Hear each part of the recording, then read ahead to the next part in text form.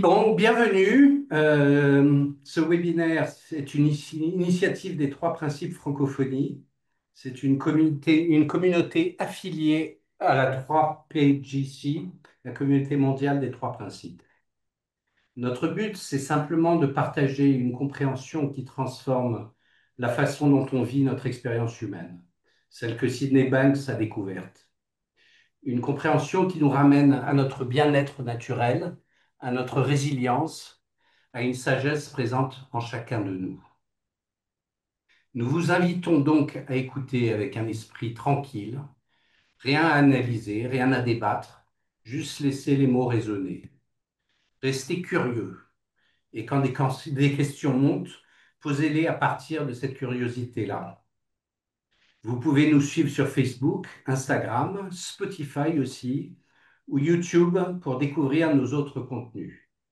Et si vous avez des idées de sujets pour un prochain webinaire, n'hésitez pas à nous les proposer. Alors voilà, aujourd'hui, le sujet du webinaire, c'est la destruction des croyances. Euh, D'abord, je vais présenter Marina, qui va nous dire plein de bonnes choses.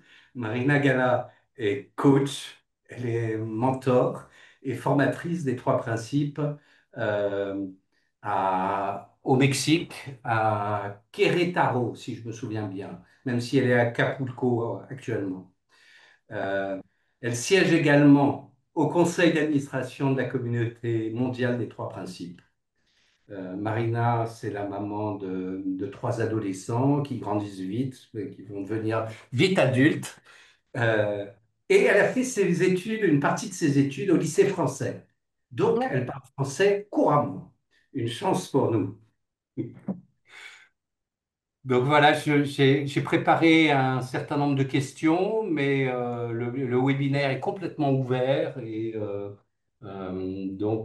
n'hésitez pas à lever votre petit doigt électronique quand vous avez des questions à poser.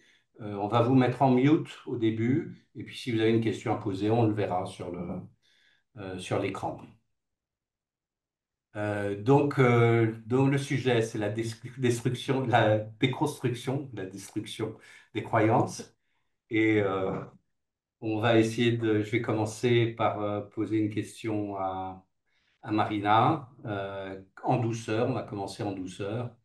Euh, Marina, quand on parle de déconstruire une croyance, de quoi parle-t-on exactement? Est-ce que c'est comme enlever une couche de peinture pour voir ce qu'il y a dessous? Ou plutôt réaliser qu'on portait des lunettes teintées sans s'en rendre compte.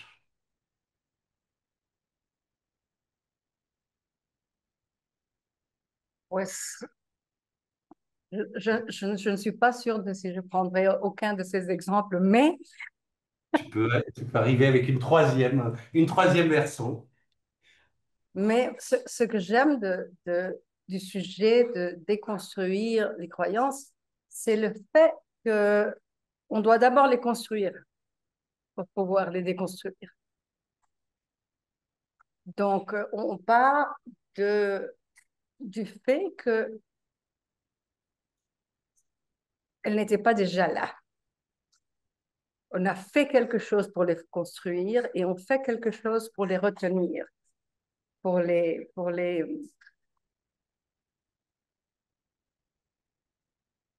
oui, pour les retenir. Et donc, pour les déconstruire, la seule chose qui est nécessaire, c'est d'arrêter de les soutenir, d'arrêter de les retenir, parce que c'est fatigant quand même de soutenir les croyances.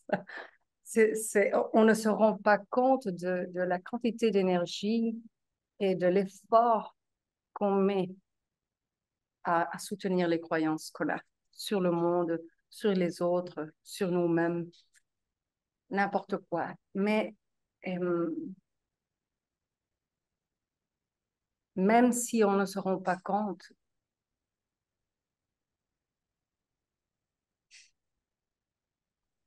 oui, on dépense de l'énergie. Et ça finit par être fatigant. Je me rappelle maintenant de un de mes enfants quand il était tout petit. Il aurait 7 ou 8 ans. Et il était en train d'étudier la Chine à l'école.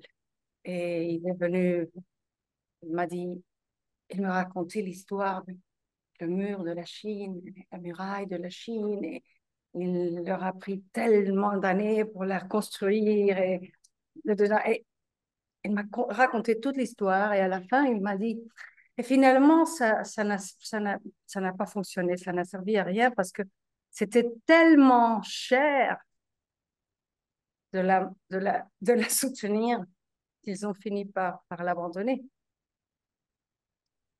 Et puis, il est resté en silence. Et après quelques instants, il m'a dit, moi, je pense que c'est la même chose avec le cœur. Tout ce qu'on construit pour le, pour le sauver, c'est fatigant quand même de le retenir, de le soutenir. Et on finira par se rendre compte que ça ne vaut pas la peine. Et donc, c'est ça. Je pense à... Hier, j'ai acheté des nouvelles lampes pour l'appartement. Donc, j'étais en train de construire les lampes. Non, c'est Amazon, elles arrivent toutes les pièces comme ça. J'étais en train de les mettre ensemble et j'étais en train de mettre le screen, là, L'écran. l'écran. Merci. L'écran. C'est l'écran pour le lampe aussi. C'est intéressant ça. OK, l'écran.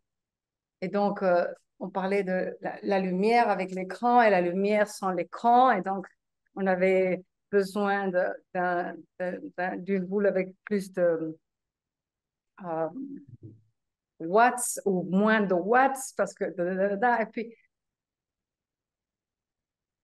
je pensais le soir, on passe la vie à construire une image de nous-mêmes qu'on veut que les autres voient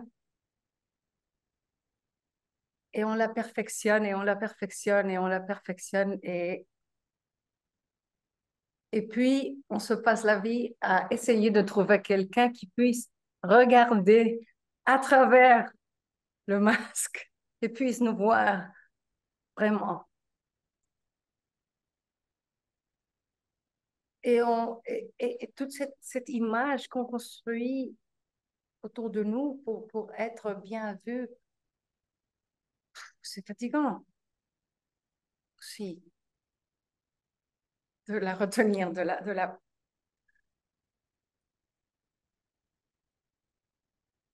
De la faire revenir aussi. Oui, mais le fond de l'histoire, c'est nous rendre compte que ça ne vaut même pas la peine parce que c'est pas ça que nous sommes en train de chercher, que nous voulons trouver. Nous cherchons vraiment la lumière sans l'écran. Nous cherchons être la lumière sans l'écran. Nous voulons sentir l'expérience illuminer le monde avec notre lumière, sans écran. Mais on est l'ego et l'esprit ah, est tout le temps en train de construire toutes ces histoires.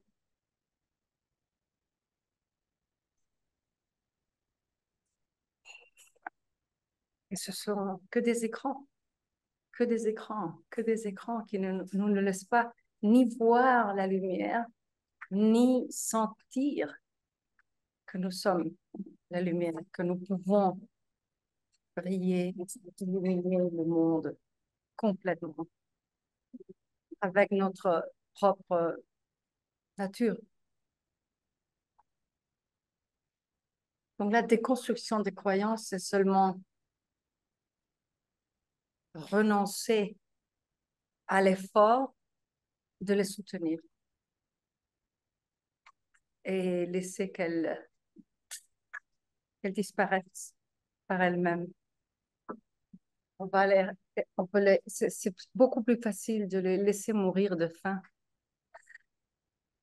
que de les déconstruire. C'est beaucoup moins fatigant. See, Alors, make sense? sur un truc un petit peu plus radical, bon, effectivement, l'ego et toutes les histoires qu'on se construit, il y en a qui marchent plutôt mieux que d'autres. Les histoires qui marchent pas, il faut les virer. Les histoires qui marchent bien, elles peuvent être utiles. Mais si on avait une vision un peu plus radicale, si nous n'avions plus aucune croyance sur nous-mêmes, sur la vie ou sur les autres, à quoi ressemblerait notre expérience? Tu peux imaginer. Liberté totale. Liberté totale et absolue. Ne pas avoir peur de rien sentir, de rien penser. Tu es absolument libre de n'importe quelle expérience. Moi, je ne sais pas, mais pour moi, quand j'essaie d'imaginer ça, ce que je sens, c'est un pouvoir absolu, une liberté absolue. Je ne peux pas l'imaginer. Non, vraiment, ça, je,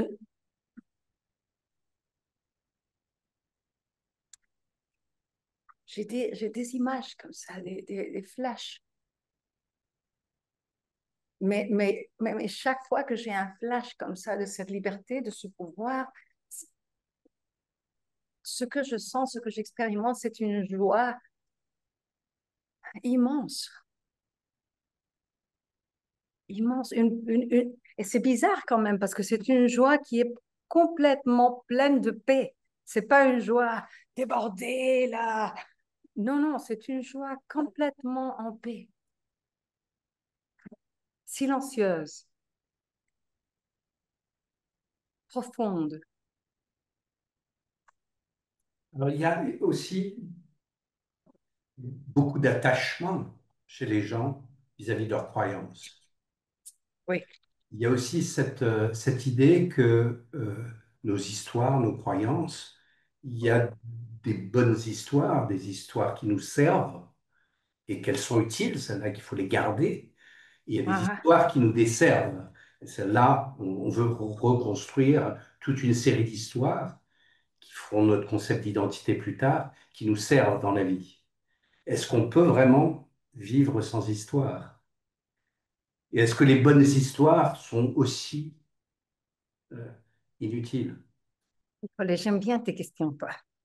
J'aime bien tes questions parce que à un certain niveau, je crois qu'elles servent, qu'elles sont utiles, mais il y a d'autres niveaux où il n'y a aucune histoire qui soit utile, qui puisse nous servir vraiment, qui puisse servir vraiment notre vraie nature, notre vraie possibilité, notre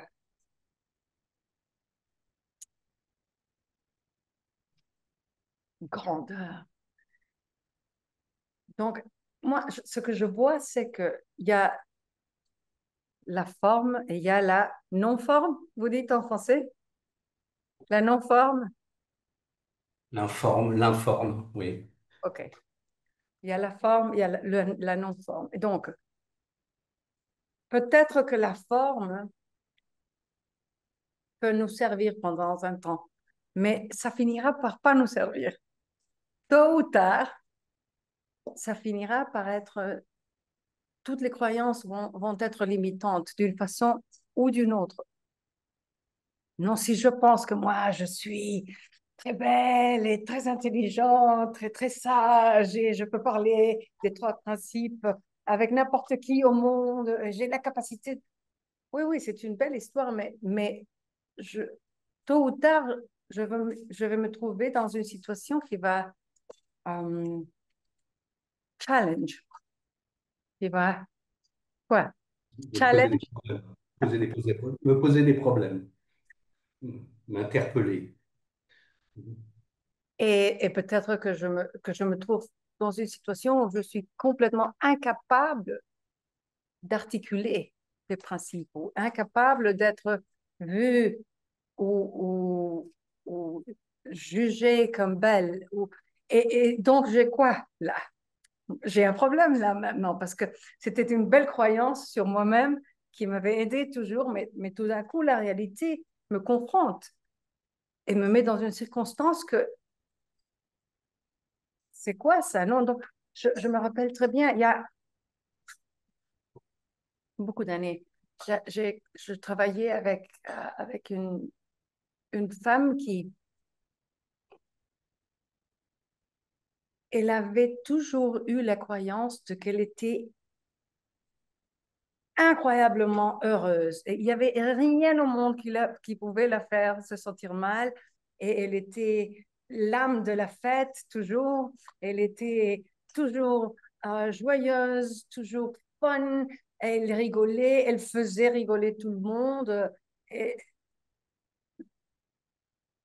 the best jokes. Elle était toujours l'âme de la fête. Elle adorait cette personnalité. Et tout d'un coup, elle a perdu un enfant. Elle se trouvait absolument incapable d'être joyeuse, incapable d'être fun, incapable de que les autres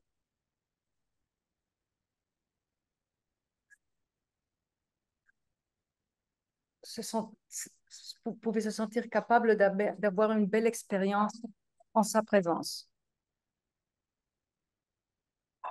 Et ça, c'était une des choses qu'elle ne pouvait pas, elle n'arrivait pas à, à, se, à vivre avec. Et donc, elle n'avait pas seulement la souffrance d'avoir perdu son enfant, mais elle avait la souffrance de s'avoir perdu à elle-même, d'avoir perdu sa personnalité, sa possibilité, sa croyance d'elle-même, qui lui avait servi pendant toute sa vie. Mhm. Donc, tu vois, je m'en fous si c'est une belle croyance ou une affreuse croyance, si c'est une positive croyance ou une croyance négative. Mhm. N'importe quelle croyance, c'est toujours limitative. Oui, c'est du domaine de la forme. Et il y a aussi cette différence ou cette réalisation entre, entre la pensée et la réalité. Et Mhm. ça revient un petit peu aux recherches sur le qui suis-je. Mais les pensées sont impermanentes. Elles changent, elles disparaissent, Claro. Donc, elles, la forme, elles la, reviennent. Oui. la forme va toujours mourir, tôt ou tard. Donc nos croyances, si c'est de la pensée, ça a le même fonctionnement. Alors que la vérité, elle ne dépend pas du temps, ni des circonstances. Euh, je me demande de temps en temps si la vérité, elle apparaît quand les pensées sont calmées. Il n'y a plus de création de forme. D'un seul coup, on a accès à cette vérité. De qui Exact. Et donc, Mhm. le fait que la forme doit toujours mourir, Mhm. c'est un peu quand même, non. C'est pas cool, hein? Mais en même temps, c'est la bonté du système, c'est la bonté de la vie qui, qui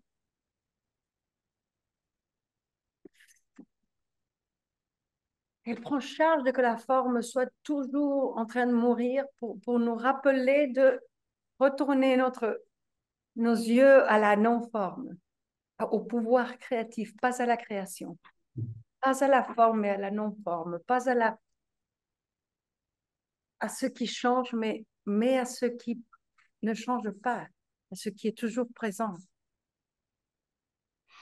Alors, comment on peut aider quelqu'un qui est très attaché à ses croyances à faire cette distinction dans la vie quotidienne? Voilà, il y a pas une façon de les aider. Il y Avec a le prisme des trois principes. un tas de manières de les aider, non, mais ce matin, j'étais en train d'écrire et j'écrivais sur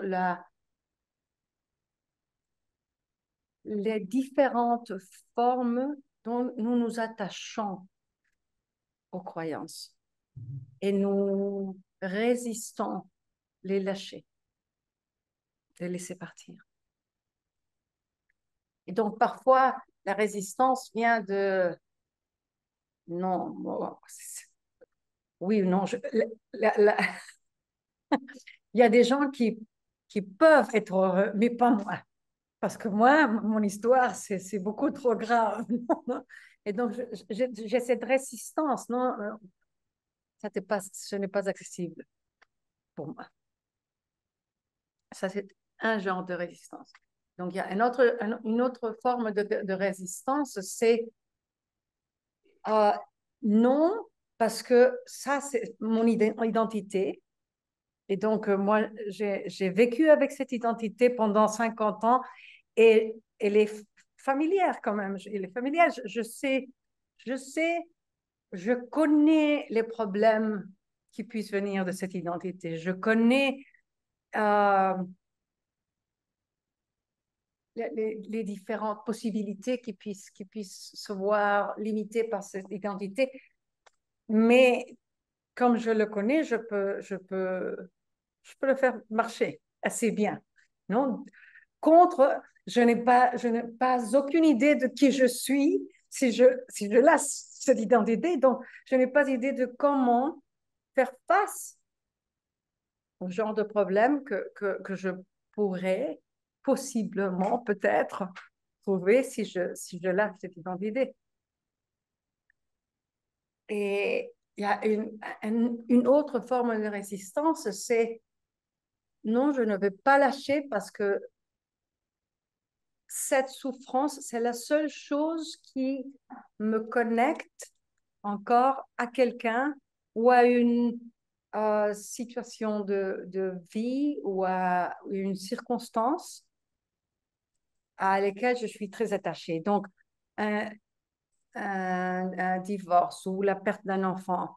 Non, non, non, je ne veux pas lâcher parce que la souffrance, même si l'autre personne ne veut rien à faire avec moi, non, ou même si l'autre personne est morte, moi, je,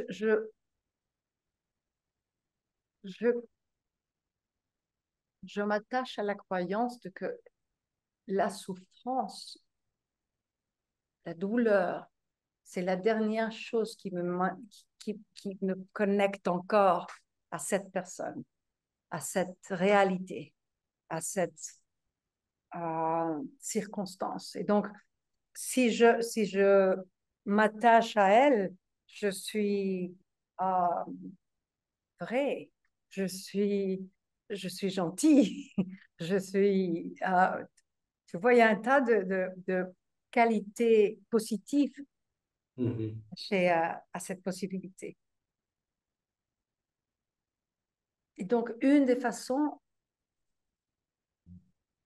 qu'on peut aider à les personnes qui sont très attachées à ces croyances, c'est de les montrer pourquoi ils puissent être attachés à ses croyances, à son identité, à n'importe quoi. Non? Attention positive. Mhm. Oui, mais leur montrer au même temps le fait que c'est toujours limitant et que même si on ne pense pas qu'on puisse être préparé pour affronter l'inconnu, pour habiter l'inconnu, en fait, le original design, Le design originel. design, tu sais, design, Tu dis Jésus, oui, oui. le design originel. OK, voilà, le design originel.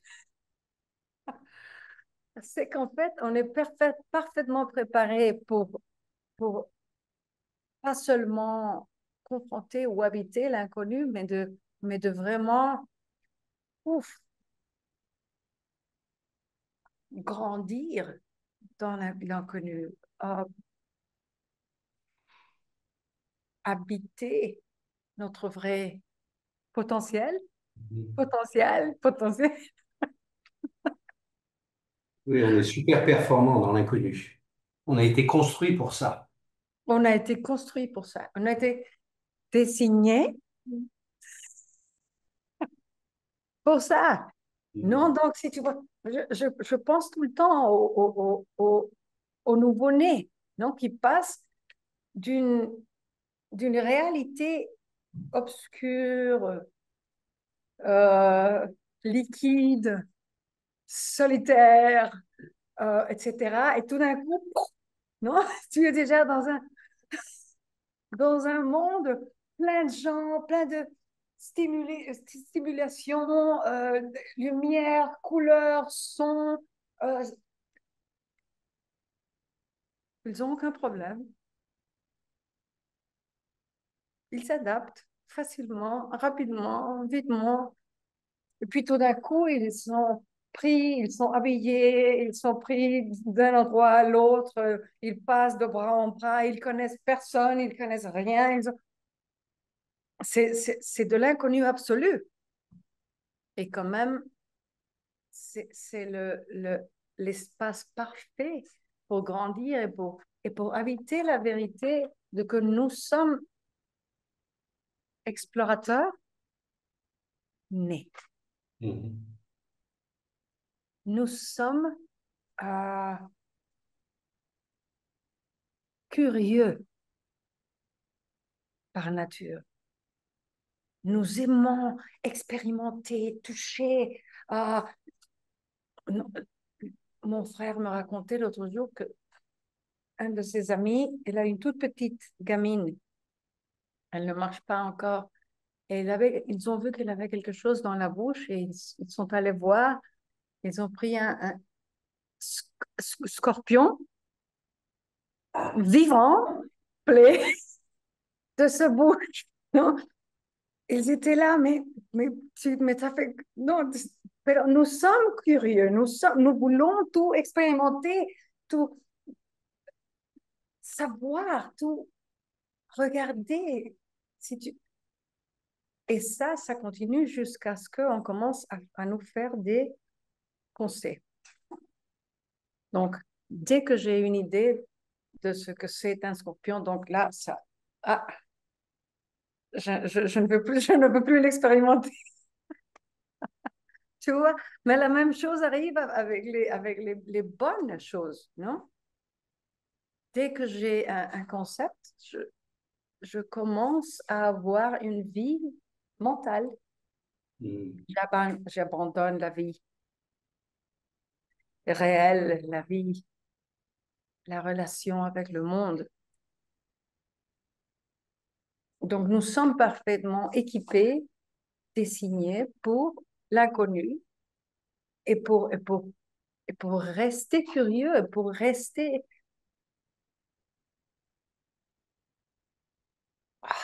vivant, quoi, Mhm. présent. Et c'est intéressant parce que la peur de l'inconnu, c'est presque le numéro un. Il y a la peur de l'avion, je crois, ou quelque chose comme ça. Mais la peur de Non, l'inconnu. tu sais, c'est comme Michael Neal dit, non? C'est impossible d'avoir peur de l'inconnu. Comment est-ce que tu vas avoir peur de l'inconnu? C'est impossible. Tu peux seulement avoir peur de la fin du connu. C'est pas la Oui. même,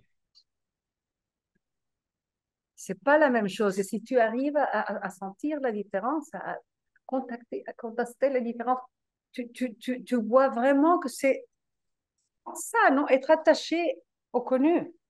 Parce que l'inconnu, quoi? Qu'est-ce que tu peux, qu'est-ce que tu pourrais bien avoir crainte de l'inconnu. C'est impossible. Mais c'est la première défense. Non, non, non, non, non, non, moi, je suis bien là. Moi, laisse-moi tranquille, ici. Je, je connais déjà cette histoire. Je m'en fous si je me perds toutes les autres. Dommage, hein? Il y avait un article dans Le Monde qui disait que les bases du complotisme partout dans le monde, c'est la peur de l'inconnu. Parce que le monde devient tellement complexe qu'ils préfèrent croire à quelque chose de faux plutôt qu'être vis-à-vis d'une complexité qu'ils n'arrivent pas à gérer, et de l'inconnu qui arrive. Mais là, tu te rends compte de la folie derrière ce que tu dis? Oui. Mais c'est ça. Non, et donc, Krishnamurti, Jiddu Krishnamurti, il disait, n'importe ce que tu mets après je suis, C'est un mensonge. si tu mets quelque chose, non, non, non, pas un mensonge, c'est de Du la coup, violence. de la violence. Oui, c'est de la violence de mettre n'importe quoi après je suis, c'est de la violence. Parce Je que suis amoureux. c'est de la violence, parce que donc, non, tu ne fais pas partie de ceux qui ne sont pas amoureux. Maintenant, ils vont avoir envie d'être amoureux parce que leur montres une réalité qu'ils ne peuvent pas arriver à avoir eux-mêmes. Tu te rends compte comme tu crées de la violence?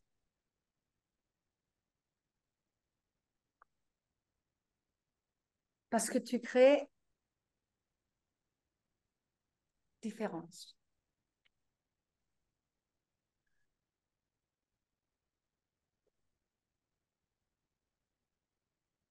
séparation. Et du moment que tu crées séparation, tu es en violence.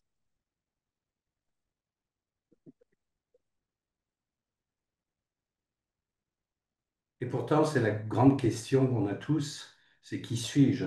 On arrive à savoir qui on n'est pas assez facilement, mais qui suis-je? C'est le fameux neti neti, non, de la tradition de la ancienne Inde, non? Neti neti, je ne suis pas ça, je ne suis pas ça, je ne suis pas ça, je ne suis pas ça. Donc, si je suis méthodique, je Mhm. suis le chemin jusqu'à la fin, je ne suis pas ça, je ne suis pas ça, je dois arriver à ce que je suis. Mhm. Mais je ne vais jamais le trouver en dehors. Je dois passer le procès de identification, me identifier avec cela et cela et cela, et puis me rendre compte que je ne suis pas ça, et je ne suis pas ça, et je ne suis pas ça, et je ne suis pas l'autre. Et donc, Mhm. qui suis-je, non? Mais quand tu as assez de, ce qu'ils disent, c'est non, quand tu as assez d'expérience, je pensais que j'étais ça, mais je ne suis pas ça. Ah, je pensais que j'étais ça, mais je ne suis pas ça. Dans la forme, il doit arriver à un point où tu dis, bon, ok, je vais quand même arrêter. Non, j'en ai assez.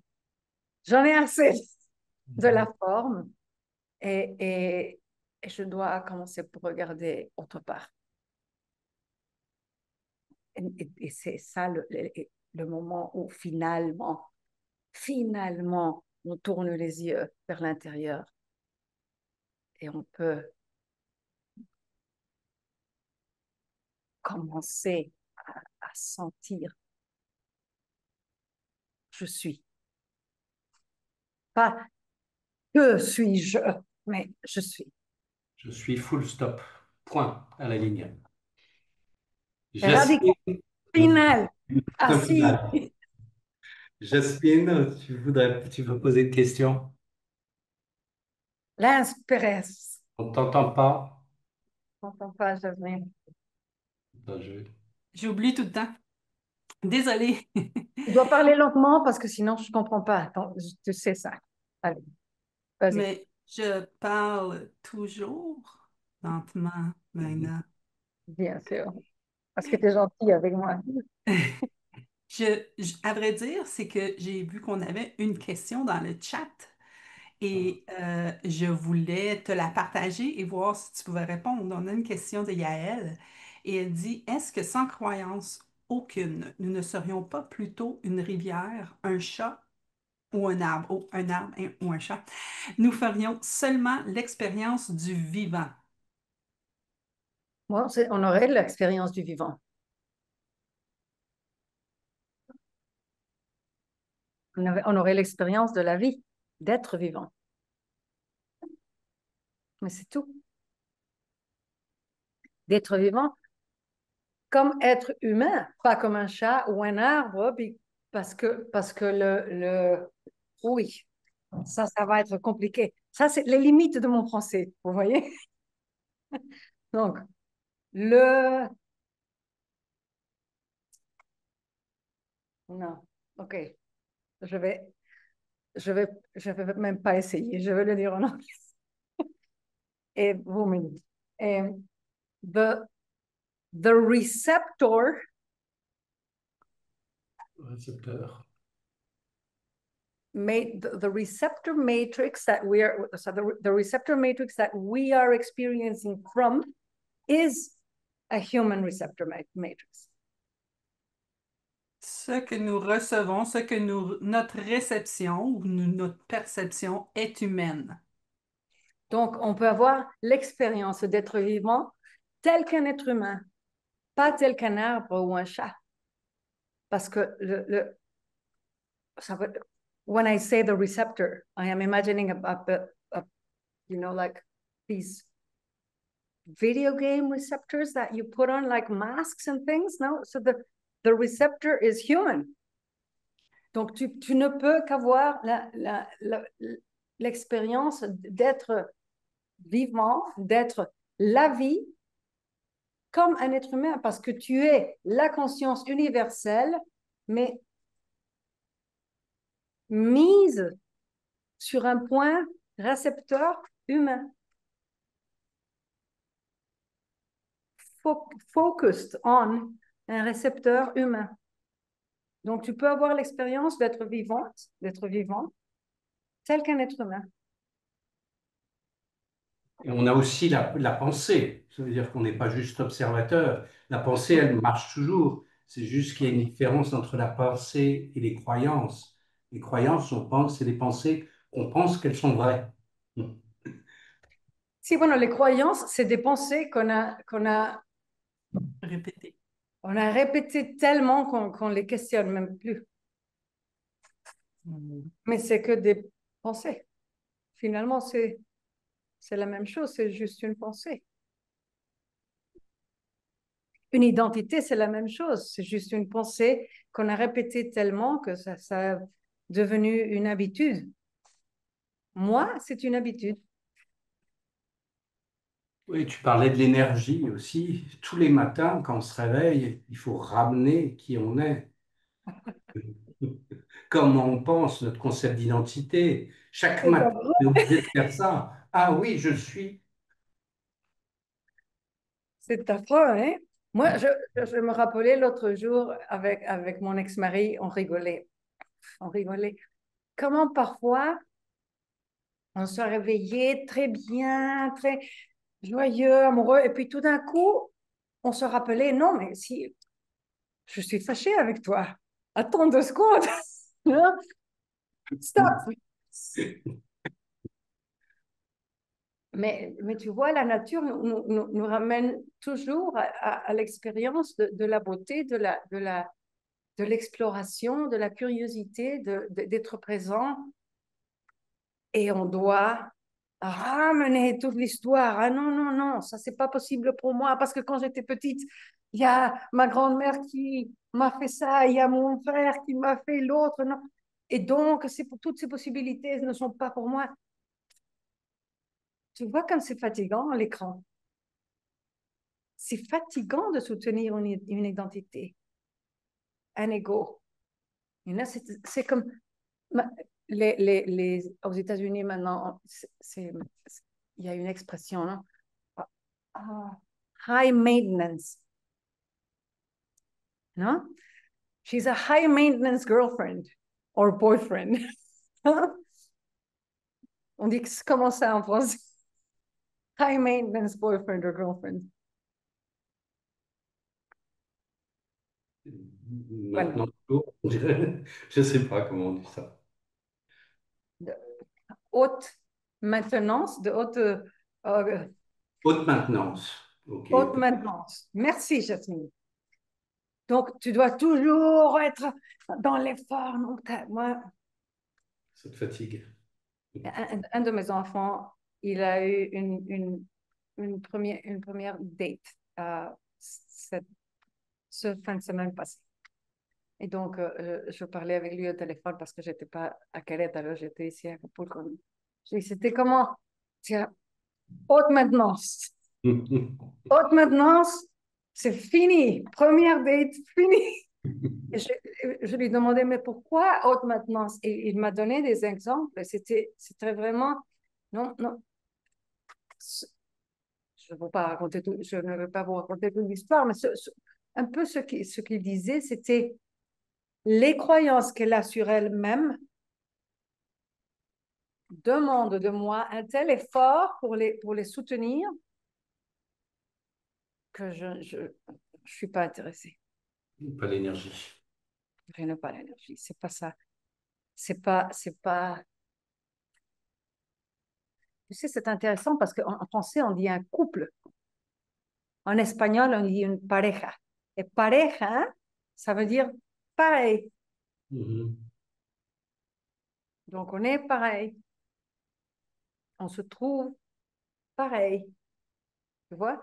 Et si on n'est pas pareil, donc, haute maintenance. C'est foutu. Ya, à la costilla. Pas tout. Je suis ravie de te voir. De même, de même. Je voulais juste rebondir sur ce que tu viens de partager parce que ça fait écho avec, pardonnez-moi la référence, mais Love is Blind. En ce moment, on a l'émission, je sais plus le nom en français. En tout cas, c'est Love is Blind en France. Donc, ils sont dans des pods et ils datent à l'aveugle. À l'aveugle et je sais plus c'est quoi le titre. Peu importe. Et en fait, je rebondis sur ce que tu as dit aussi au tout début. Le fait d'avoir des croyances, ça demande beaucoup d'entretien. Oui, Dans maintenant, entretien. J'aime bien tes paroles, oui. Exactement. Donc, et une des conséquences ou l'entretien qu'on doit avoir, c'est qu'en ayant des croyances, il y a ce besoin de justification qui est très lourd à porter. Par exemple, euh, il va y avoir un problème. Et les gens vont le justifier en disant oui, mais c'est parce que j'ai telle relation avec mon père, telle relation avec ma mère. Et en fait, ça entretient la croyance et ça renforce la croyance. Et quand on comprend ça, on se dit, mais c'est lourd en fait, c'est ce que tu disais tout à l'heure. C'est extrêmement lourd et c'est lourd pour la personne et c'est lourd pour la personne avec qui on est. Et Et surtout, c'est lourd pour la société. pour tout le monde, exactement, parce que nous aussi, on regarde l'émission, on se dit, ah tiens, c'est la faute de mon père ou c'est la faute de ma mère. Donc, il y a des conséquences qui sont bien trop grandes, en fait. Et je pense qu'il y a aussi cette image, en tout cas dans la notion de couple, cette image de ce que être en couple devrait être. Et du coup, ça résonne avec ce que tu viens de dire, les mots qu'on va utiliser, être en couple. Et pareil, tu as dit en espagnol, c'est ça? En espagnol. En espagnol, pardon. Et du coup, il y a ça dans ma tête, l'image du couple, ça correspond à ça. Et c'est une croyance, en fait. Et tant qu'on est attaché, la relation qu'on va avoir avec les croyances, c'est ce qui va créer des frictions, finalement. Et c'est ce qui va Claro. faire que la vie, elle va être compliquée. Mais à partir du moment où on voit que c'est... Tout à l'heure, tu parlais des nuages. Tant qu'on les regarde et qu'on se rend compte que ce sont des nuages, il n'y a pas de problème, en fait. Mais quand on les commence à les prendre pour des vérités, et ben c'est comme si on se rajoutait un sac à dos, on a besoin de se justifier auprès de soi-même, auprès de la société, et on pense que ça fonctionne comme ça. Et je pense qu'il y a une grosse incompréhension autour de ça qui fait qu'on porte des bagages qui sont pas nécessaires avec ces croyances-là, en fait. Tu crois? Je crois. Non, mais c'est vrai, mais tu as raison, c'est lourd pour tout le monde. Non? Ça, On utilise nos histoires pour justifier nos actions au présent. Et ça, c'est lourd. Mais car elles sont justifiées avec notre histoire, elles sont justifiées après la société aussi. Mais c'est lourd pour la société aussi parce que alors toute la société doit soutenir mon histoire de victime. Et parce que je suis la victime, l'histoire de ma victimisation et le soutien de l'histoire et l'identité de ma victimisation demande que la société me traite d'une certaine manière. Ouais. Et demande que la société me donne quelques recours qu'elle ne donne pas aux autres. Et demande, tu vois ce que je veux dire? Donc, c'est pas seulement le fait que c'est lourd pour moi et pour les gens qui sont juste autour de moi, c'est que c'est lourd pour le monde entier. Et donc, quand on devient conscient de toutes ces histoires qu'on utilise pour justifier, et on dit, assez, stop, c'est pas seulement un relief pour nous, on est en train de libérer l'univers, La planète, oui, l'univers. le monde entier d'un poids qui nous maintient. Donc, quand Sid Banks parlait de le monde est dans un état de conscience dangereusement low. Bah,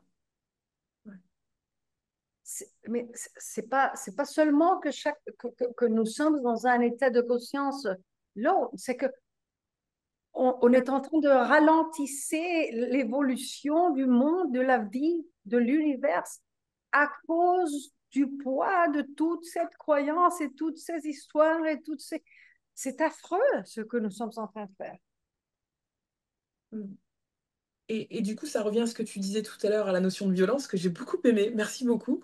Que tout ce qui vient après je suis comme ça parce que, bah, tu viens de le dire, c'est de la violence. Et ma question qui vient, il y a aussi cette peur autour de la culture et de la perte de la culture, qui pour moi, on voit la culture comme quelque chose de figé, alors que la culture est en permanence en mouvement. C'est quelque chose qui respire et qui bouge. La culture que nous, on a, par exemple, moi, je sais que la culture africaine que j'ai, elle est différente de la culture africaine de mes parents, qui est différente de la culture africaine de mes grands-parents. Et quand on comprend que c'est quelque chose qui est en mouvement, on n'a pas besoin de s'accrocher dessus en disant, ces croyances-là, elles m'ont été transmises par mes parents, c'est quelque chose de solide, consciemment ou inconsciemment. Donc, il y a aussi cette peur de perdre la culture, de perdre l'essence, alors que...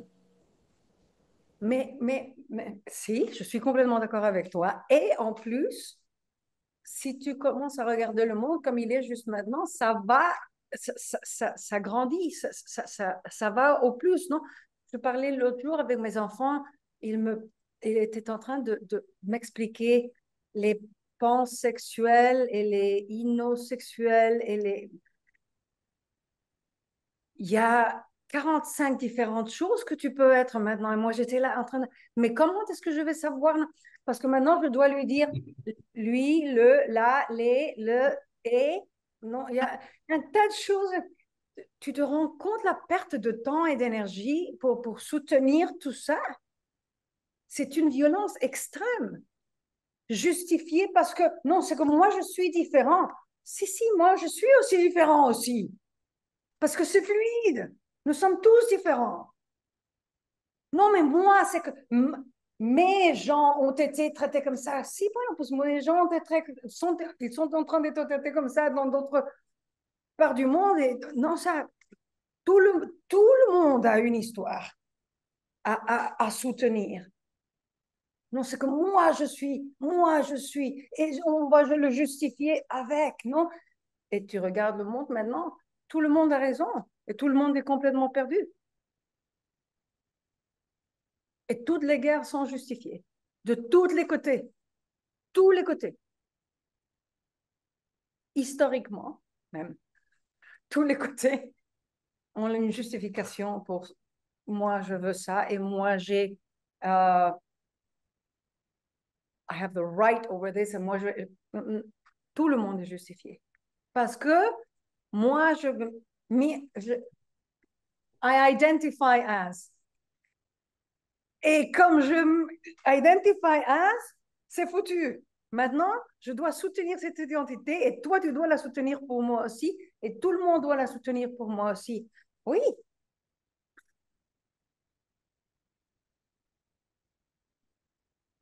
Le rôle de déconstruction des croyances et l'impact des trois principes derrière, c'est de dire on est tous les mêmes, en fait. je suis, On n'est pas différents, on est les mêmes.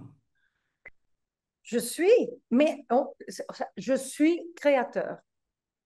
Ce que je crée, c'est différent, bien sûr, de ce que tu crées et de ce que tu crées. Et de Et la donc, même manière, j'ai l'expérience de ce que je crée. nous sommes créateurs et nous expérimentons, oui, nous sommes conscients, oui, nous pensons, oui, mais ce que chacun fait avec ça, c'est complètement différent. Évidemment, est-ce qu'on doit soutenir la forme? Non. Tu veux la soutenir? Vas-y. Tu as la liberté de la soutenir si tu veux et de te fatiguer comme ça. Vas-y. Donne-toi la liberté de la soutenir jusqu'à ce que tu sois épuisé. Épuise-toi avec la forme. Non, c'est un peu l'idée du Satori, non? Une des traditions japonaises. Tu dois souffrir beaucoup jusqu'à ce que tu ne veux plus, jusqu'à ce que tu ne veux plus. Tu en as assez. Mhm. C'est aussi une des branches du zen, non? Je n'ai rien à t'apprendre. Non, non, mais c'est toi le maître. Mais j'ai rien à t'apprendre. Et donc, comme tu insistes que j'ai des choses à t'apprendre, je vais t'apprendre que des conneries Mhm. Oui, je connais ces trucs-là. pour que tu te rendes compte que je n'ai rien à t'apprendre. Que des conneries. Donc, on va faire des Corans et tu vas rester dehors sous la neige pendant 3 mois et tu vas n'importe quoi. Jusqu'à ce que tu te rendes compte que je n'ai rien à t'apprendre, que tu n'as rien à apprendre. Le procès est déjà complet. C'est juste que tu t'as inventé la croyance qu'il n'était pas. Jasmine, tu voulais poser une question? Ben, je voulais juste vous dire ce qui me vient en tête. Euh, ce que je vois, c'est que c'est un malentendu innocent. Tout est un malentendu innocent. Euh, c'est pas comme...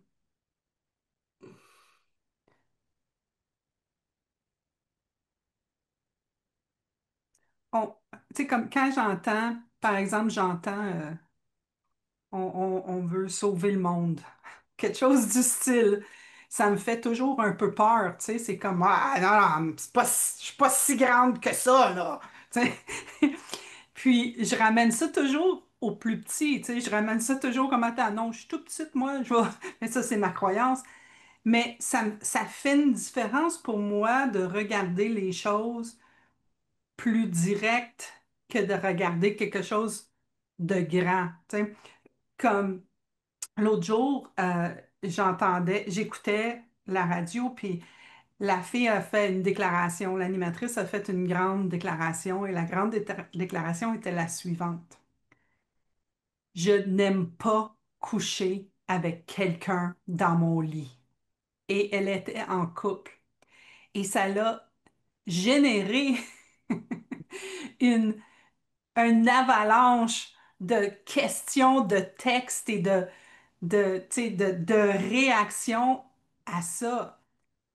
Parce que là, le monde était comme, non, non, quand tu es en couple, il faut que tu te couches ensemble, il faut que tu le fasses. Là, toutes les croyances, toutes les choses que les gens croyaient à propos d'être en couple et de coucher dans le même lit apparaissaient tout à coup dans la conversation, jusqu'à temps que, là, tout à coup, le monde dise, ouais. Ben, c'est vrai. Mais pourquoi? Tu sais, là, tout le monde a commencé. Tu sais, comme on voyait les textos changer, tu sais, dans la réaction où les gens, une fois que est confronté à juste voir que ce que tu viens de créer, c'est pas la vérité, t'es pas obligé de vivre là-dedans pour le reste de tes jours. Tu peux te recréer le moment d'après. L'instant d'après, tu peux te créer. Tu peux dire je suis pas fine. Ah non, c'est pas vrai, je suis fine. Tu sais, tu peux tout créer, recréer. Et je pense que de ralentir et de vraiment regarder, j'amène ça à, je vais dire un mot curieux, mais c'est comme de vraiment questionner qu'est-ce que je viens de faire? Qu'est-ce que je viens de penser? C'est vrai? Ben, non. Ou oui, c'est peut-être oui, c'est peut-être non, mais ça me fait voir ça.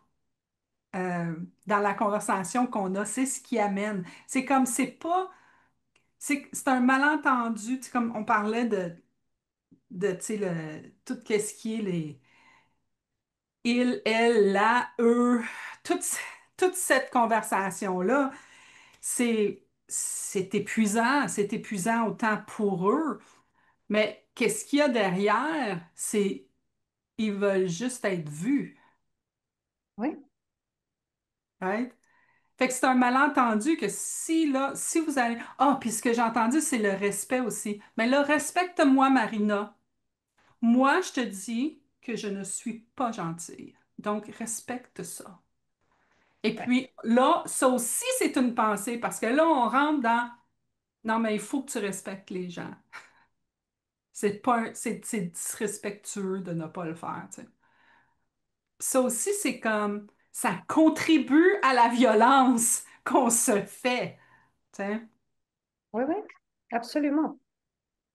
Absolument, mais tu vois, quand tu ramènes ce qu'on est en train de voir, les choses les plus petites, les choses les plus simples, tu te rends compte de la facilité avec laquelle on crée une croyance et puis on a du mal à la déconstruire. Non, je travaille maintenant avec une femme, elle est très heureuse, mariée, elle a 2 enfants, mais elle ne veut plus habiter avec son mari maintenant. Et donc les enfants, et le mari, et le drame, et la famille. Non, mais et, ils ont maintenant commencé à comprendre que elle est très heureuse, elle est très amoureuse, elle est très contente. C'est juste qu'elle veut vivre toute seule maintenant. Maintenant, ça peut changer demain ou la semaine prochaine ou pas.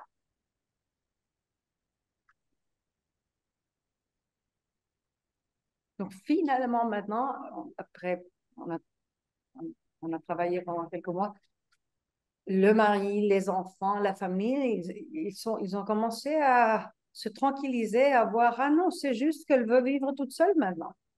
Mhm. Elle veut avoir l'expérience de vivre toute seule maintenant et c'est ça qui lui donne la paix maintenant. Donc, la, la, la guidance, non. Oui, Le la guide. Le guide.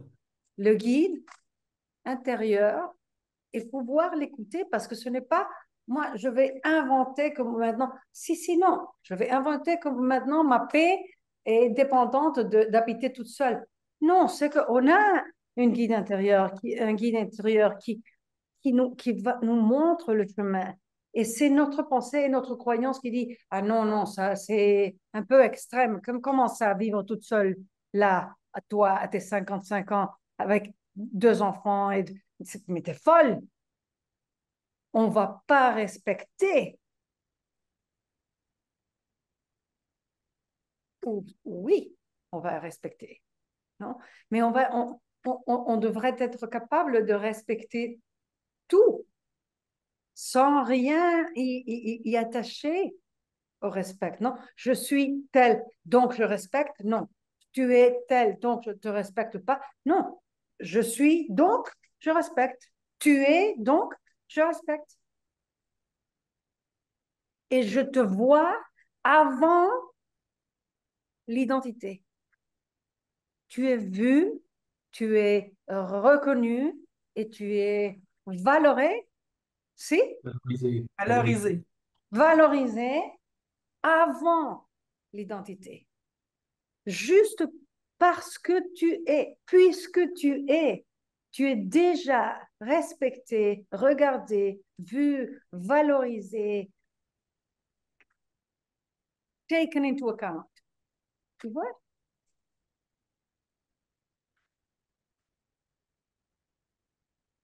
Alors, nous Avant avons, le, la, ce et à, le,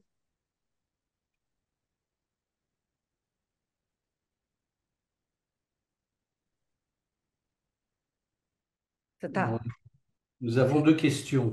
Une, je crois que Nicolas a levé sa main en premier et Yael nous a envoyé une question aussi dans le chat.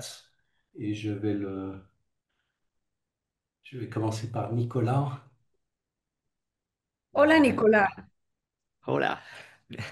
Mais merci, ça répond déjà, qu'est-ce que tu es en train de dire? C'est en train de répondre à ma question. Juste, je vais lancer ça. Je m'aperçois, moi, les croyances que j'ai beaucoup, c'est il y a un problème avec moi à me sentir comment je me sens, ou le moment, ça devrait pas se passer comme ça, ou il y a un problème avec l'autre, ou c'est à cause de ce qu'a dit que je me sens comme ça, puis faudrait, tu sais, il y a beaucoup d'histoires. Après, je dois me protéger. Tu Puis, es bizarre, Nicolas. Moi, j'ai jamais entendu personne dire quelque chose. et la question que je peux demander, c'est est-ce que c'est le fait de déconstruire la croyance, est-ce que ça se fait d'un coup comme ça, ou une fois que je la vois, ou est-ce que ça peut se faire progressivement, Voilà. comme on aborde ça? Je vais utiliser les paroles de mon ami Chris Morris, qui dit, quand tu es en train de chercher la vérité, tu peux ou bien parcourir le monde entier en train de la chercher, ou tu peux lâcher toutes tes croyances et tous tes avis et regarder ce qui reste debout.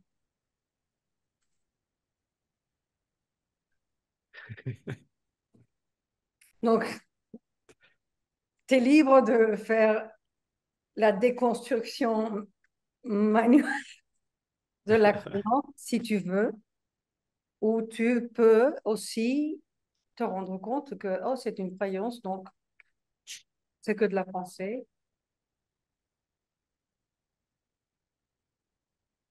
C'est comme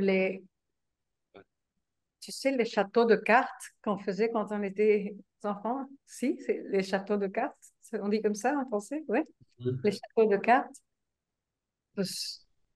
Tu veux le déconstruire une par une, non? Ou tu veux enlever la première jusqu'au fond et dire, ah, ça c'est toutes mes croyances, toute ma construction mentale de croyances. Pic.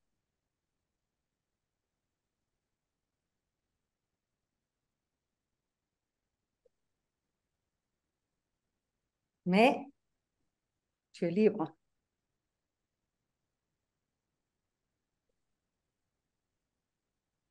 Non, j'avais une amie qui me disait, je veux travailler avec toi, je veux travailler sur la peur. Je dis, OK, on va travailler sur la peur. Oui, mais on va commencer par la peur des souris. OK. Et puis après, on va parler de la peur des orages. Et puis après, on va parler de la peur à la solitude. Et puis, on va parler de la peur à la mort. Et moi, j'étais là. Tu ne veux pas seulement parler de la peur, la nature de la peur, parce qu'on pourrait faire tout en même temps si on parle de la nature de la peur. Non, je veux commencer par les souris, puis les orages, et puis non, non, tu vois, parce qu'elle avait peur de se défaire de la peur tout d'un coup, d'avoir une existence fearless. Ça lui faisait peur de ne pas avoir peur tout d'un coup. Et donc, elle voulait aller lentement. Et alors, moi, je lui ai dit, non, tu sais, moi, je travaille pas comme ça, mais je peux te donner le téléphone de quelqu'un qui serait ravi de travailler avec toi pendant 4 ans. Première année, les souris. Deuxième année, les orages. Troisième année, la solitude. Moi, je veux travailler avec la nature de la peur, mais chacun a le droit de faire comme il veut. J'ai répondu à ta question, Nicolas.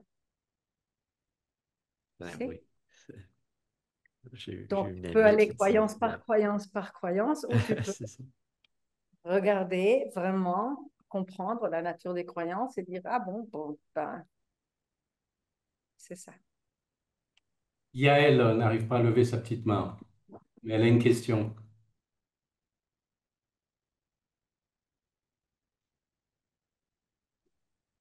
Oui, Oui, bonjour. Si je voudrais revenir sur l'exemple de cette femme qui veut habiter seule. J'étais dans la conversation arrivée à la conclusion que la croyance est une pensée à laquelle on a accordé de l'énergie. oui. Et que si c'était resté seulement une pensée, elle serait passée comme les nuages dans le ciel et voilà. Mais quelle est la différence entre une croyance et la pensée à laquelle cette femme accorde suffisamment d'énergie que vivre seule la mettrait en paix pour parler à son mari, quitter son foyer, expliquer tout ça à ses enfants, si c'est pas une pensée qu'elle a énergisée et qui donc, selon la compréhension peut-être erronée que je viens de faire dans la conversation, passe du statut de pensée à statut de croyance. Claro. La différence est la guide intérieure. Donc, après plusieurs sessions travaillant avec cette femme, et elle s'est rendue compte que l'idée derrière je veux habiter toute seule maintenant n'était pas une croyance de laquelle elle était en train de faire sa paix dépendre, mais c'était vraiment sa guide intérieure qui lui disait, donc c'est plus un sentiment Dans le qu'une... corps, Comment ça? dans le corps, quelque Oui, chose dans le corps.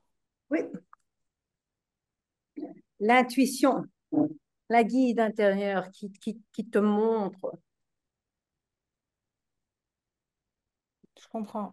Merci. La sagesse naturelle, le, Si.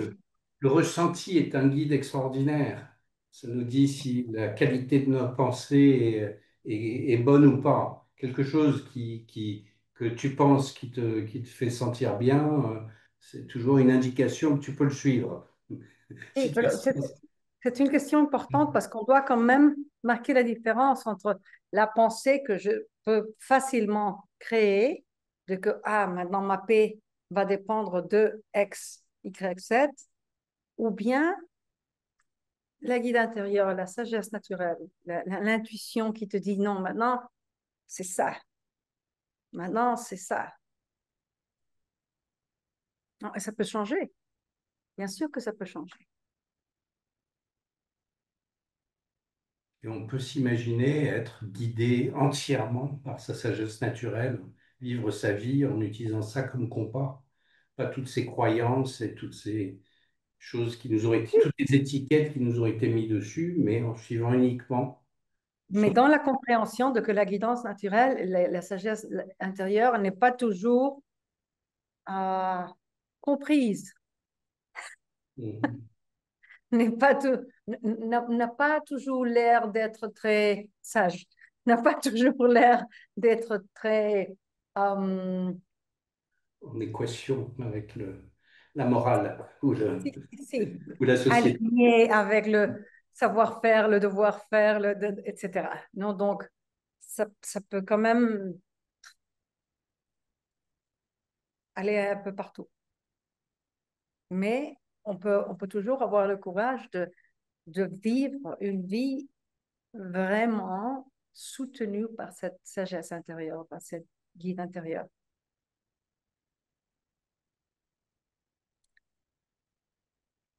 On doit avoir le courage de ne pas être attaché à aucun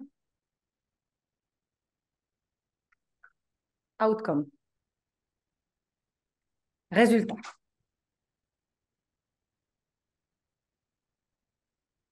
Si tu vas, si tu vas avoir le courage de vivre selon la guidance intérieure, tu ne vas pas être attaché au résultat parce que tu n'as pas idée de ce que le résultat va être. Tu joues un peu ici, un peu là, chaud, froid, chaud, froid. La joie, c'est exactement, exactement. La joie, tout un jour, il y a 15 ans, plus, je ne sais plus, un tas d'années. Et je travaillais avec, ça c'était avant les principes, avant que les principes me trouvent.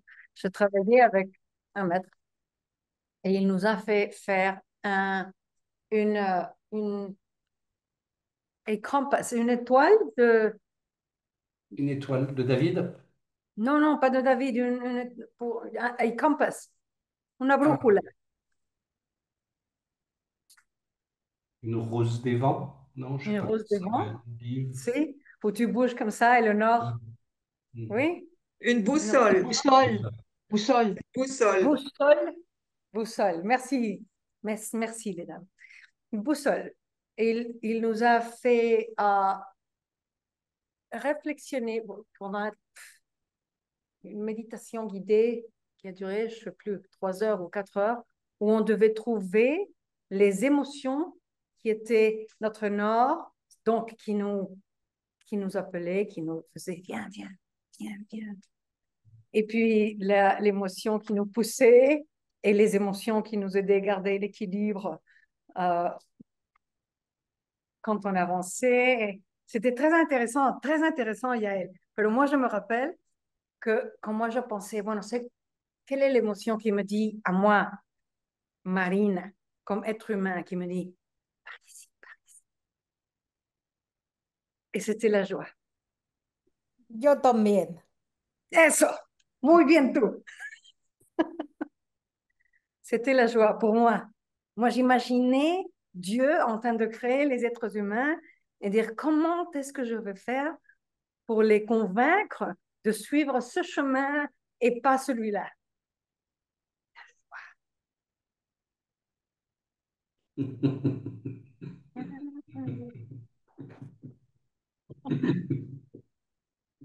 Alors voilà, ça c'est très personnel. Moi, j'ai une question. Oui, monsieur. Est-ce que si tous les gens déconstruisaient leurs croyances, Oui. est-ce que d'un seul coup, il y aurait un gros changement du niveau de conscience de l'humanité? Est-ce que ça nous ferait grimper d'un gros pas? J'en sais rien, moi, mais moi j'imagine que si. Mhm. J'imagine que oui.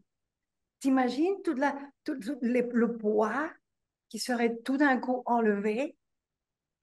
Imaginez cette liberté et cette absolue responsabilité. Parce que quand on est vraiment libre, on est vraiment responsable. On ne peut pas avoir la liberté sans la responsabilité. C'est ça le jeu. Tu veux la liberté, tu dois avoir la responsabilité. Ça fait partie du même paquet. Non, tu ne peux pas avoir la liberté sans la responsabilité. Donc, tout d'un coup, le poids, et tout le monde serait responsable de ses croyances et ses sentiments et ses carencias, lacks, et ses, ah, tout. Moi, j'aimerais bien de regarder un monde comme ça. Mhm.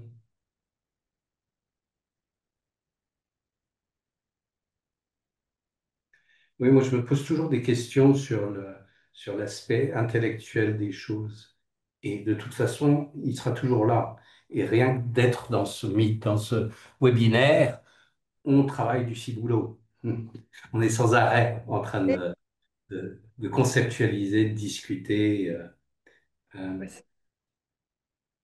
En même temps, quand on est juste dans l'expérience, sans jugement, en partant d'une position naturelle qui est une position d'amour, de bienveillance, l'humanité serait complètement changée si c'était le cas pour chacun d'entre nous.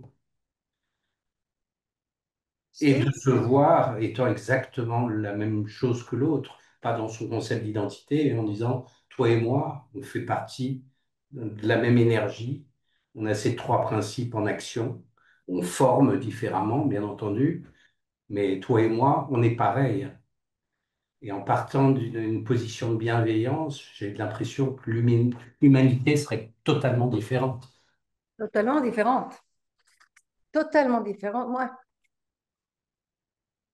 pour certains d'entre vous, peut-être, vous avez déjà regardé la interview que j'ai fait avec Imas, non, avec Michael Imas. Manuel est en ligne et Imas, il a pris des petits bouts, des petits reels, il les a mis partout dans le social media. Et certains d'entre eux, ils ont, ils sont virales maintenant. Donc, on va arriver aux 2 millions de hits, de vues, non? Que c'est beaucoup. Moi, je n'attendais pas ça, pero bueno, pues, c'est arrivé. Donc, tout d'un coup, le bobo des trois principes, c'est foutu. Donc, on l'a dépassé il y a déjà des semaines, non? Pero bueno, ce qui est très intéressant, c'est que un de ces clips, je ne parle pas de mon histoire. Je parle du moment où j'ai pu me rendre compte de ma responsabilité,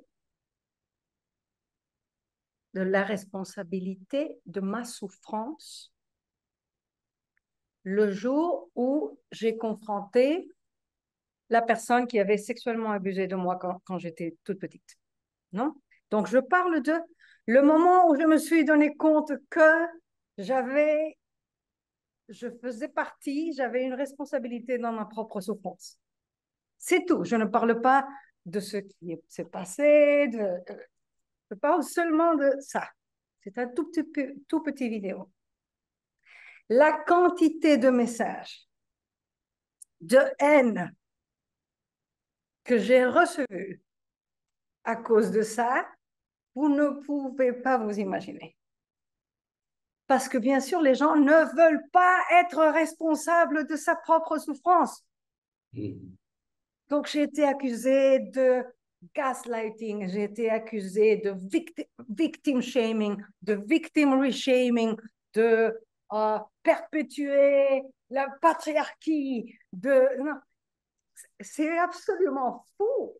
Vous n'avez pas idée. Mais, mais c'est tellement... Mon cœur se casse tous les jours en regardant ces messages, en disant, putain, si vous pouviez voir le pouvoir derrière la responsabilité, Mhm. pouvoir qu'on trouve derrière, au moment où on se fait vraiment responsable de notre propre souffrance et on dit, hé, non, ça suffit, ça arrête avec moi. Ma souffrance aujourd'hui n'a rien à voir avec le passé, n'a rien à voir avec lui, n'a rien à voir avec le jugement ou les croyances que j'ai soutenues pendant des 40 années. Ça, stop, ça finit aujourd'hui. Et les gens sont fâchés, hystériques.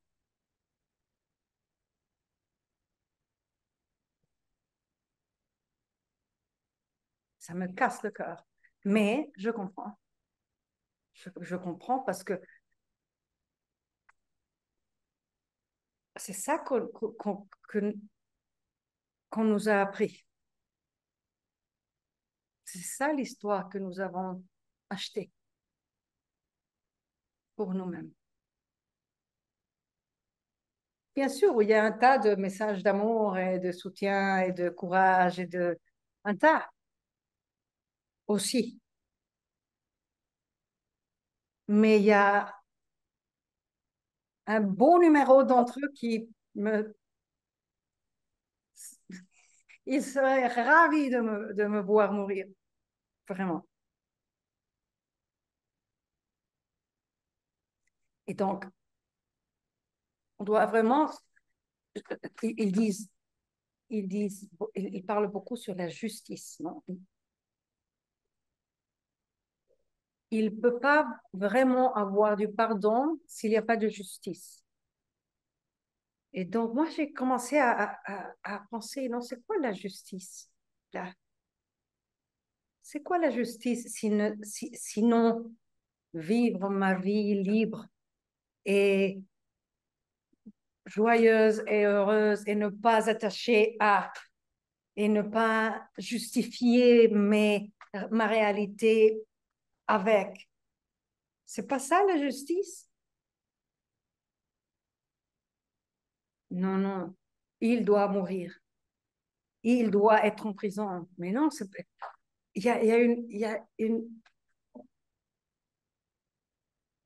comme disait Jasmine, un innocent malentendu de ce que c'est le pardon, de ce que c'est la justice, de ce que c'est la possibilité, de ce que c'est la responsabilité, la liberté. Et si tout d'un coup, Hervé, tout le monde aurait la compréhension réelle, profonde, absolue de la liberté, la responsabilité, tu imagines? Tu imagines ce monde? J'aimerais bien le voir. Et moi aussi. Mais chaque fois que nous sommes responsables, que nous choisissons la responsabilité et la liberté et la vérité, nous sommes en train de changer le monde. Nous sommes en train de changer l'univers. Et c'est tout ce qu'on peut faire. Et tu vois aussi la force des croyances. Ces gens-là, ils viennent d'une position où ils ont des croyances qui sont fortes et toucher à ces croyances, quoi que ce soit touche à ces croyances, et tu as une réaction très très forte. Tu vois, le djihad, allez hop. Euh, Yeah. et derrière les croyances, il y a notre concept d'identité. C'est la base de notre concept d'identité. Et de voir que c'est aussi sensible. euh, je me dis, je reviens un peu à, à la question qui avait été posée par Nicolas, c'est est-ce que c'est vraiment du boulot ou pas de déconstruire ces croyances? Est-ce qu'elles se déconstruisent d'elles-mêmes quand on les voit clairement ou est-ce qu'il faut travailler dessus, tu vois? Et c'est une structure comme du béton hein, pour certaines personnes. Alors, avant de- Comme du béton. Mais quand on voit la pensée, d'un seul coup, les choses deviennent différentes. On voit la pensée. Et on voit ce qu'elle fait. Et on Mhm. voit son pouvoir. Alors tout change. D'un coup. Coup de foudre.